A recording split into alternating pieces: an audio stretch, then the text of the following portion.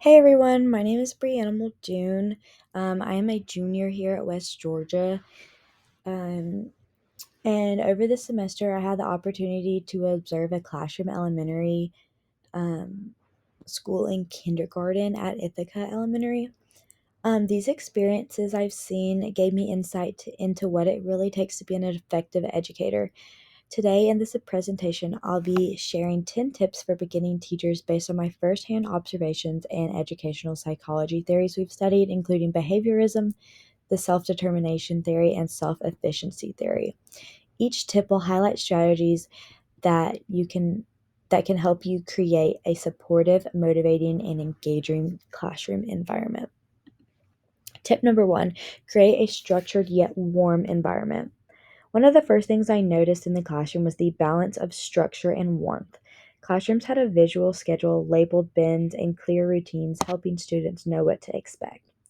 At the same time, teachers greeted students warmly and maintained a welcoming tone. This structure satisfies the need for competence, while warmth supports relatedness, key aspects of the self determination theory. It's a reminder that children thrive when they feel safe, supported, and know what comes next. I will say that this week, the with all the Thanksgiving activities going on, it's thrown off our schedule a lot, and our students really have just been wild because they don't know what comes next in the day. Um, the Thanksgiving lunches are going on in the cafeteria, so we have to do sack lunches this week, and the kids associate eating food in the classroom is snack time, which is at the end of the day. So it was 10:30 this morning, and the kids were like, "Is it almost time to go home?" Like they don't understand. So it's really important to have a structured environment in the classroom. Tip number 2, use positive reinforcement.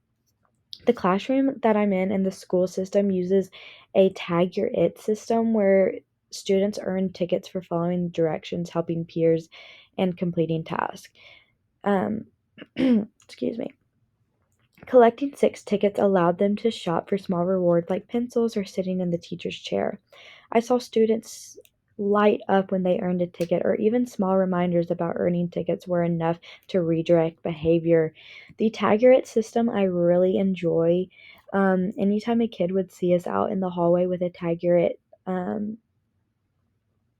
with tag your its in our hand and a pen, they would automatically start doing the right thing just in hopes that they would get a tag your it. Even if the school system that I'm not in, this isn't part of their PBIS program, I think I would probably will still incorporate this into my classroom. Tip number 3, redirect behavior by highlighting positive actions.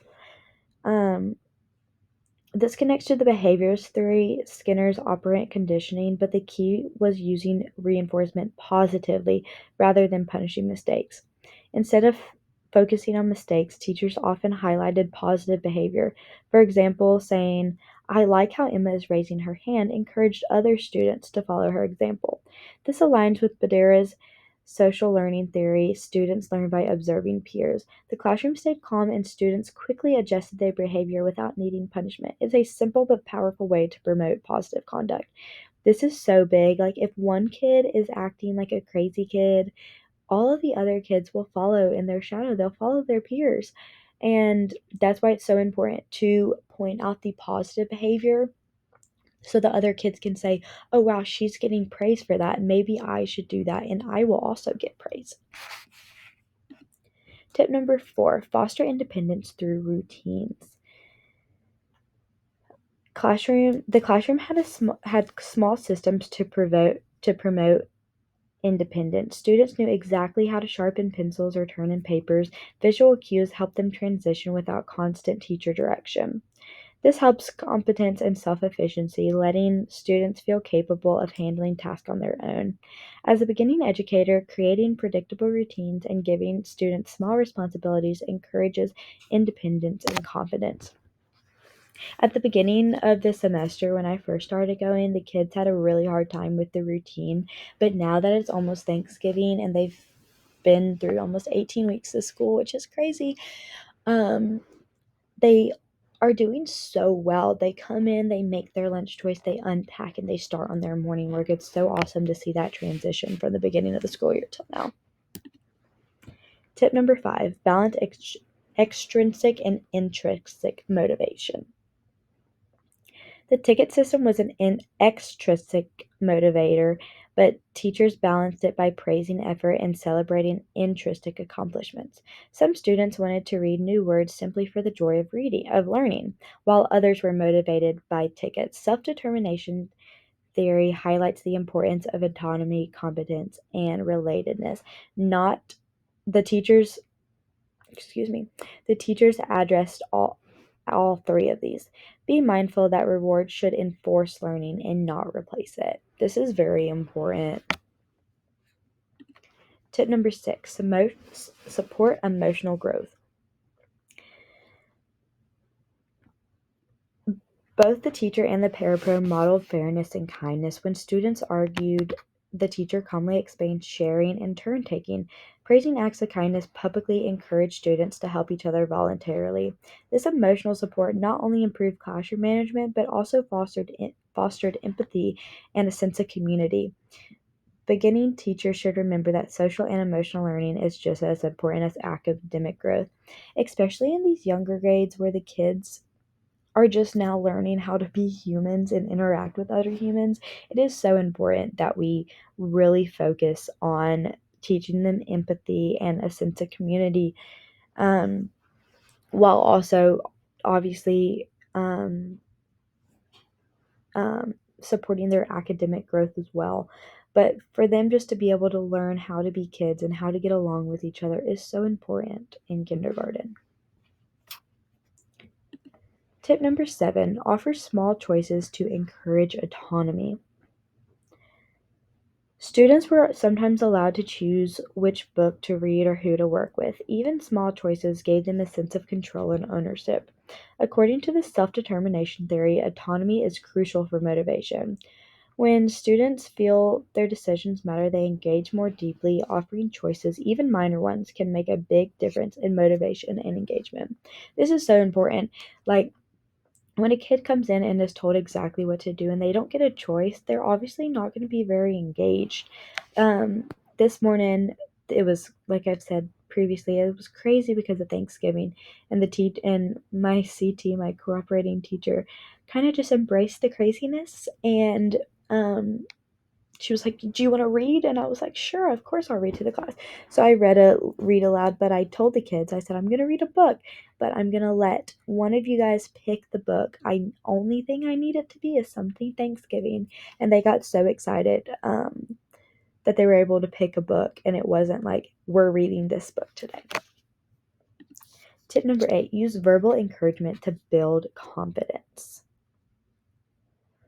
Teachers provided constant verbal reinforcement like, "I can see you're working really hard today." They avoid comparing students instead of focusing on individual growth. I saw a student struggling with sight words to improve, um, and the teacher gave him positive verbal reinforcement, and he really improved after this gentle encouragement. It is a direct application to Bandera's self-efficacy theory, mastery experiences, verbal persuasion, and modeling all help students believe they can succeed. Tip number 9, exercise patience and flexibility. Patience is essential. Teachers never rushed to transitions and gave second chances when students struggled. I observed a boy who became frustrated with sight words. The teacher paused, encouraged him, and allowed him to try again. By the end, he was smiling and participating. A patient, supportive attitude encourages students to take risks, stay engaged, and develop resilience, skills critical to long-time learning. Like I said previously, these young grades are really just about teaching them that it's okay to mess up, and sometimes messing up, will lead to better things, and you can learn from your mistakes. They get so down on themselves whenever they do something wrong. So it's so important just to be like, "Hey, it's okay."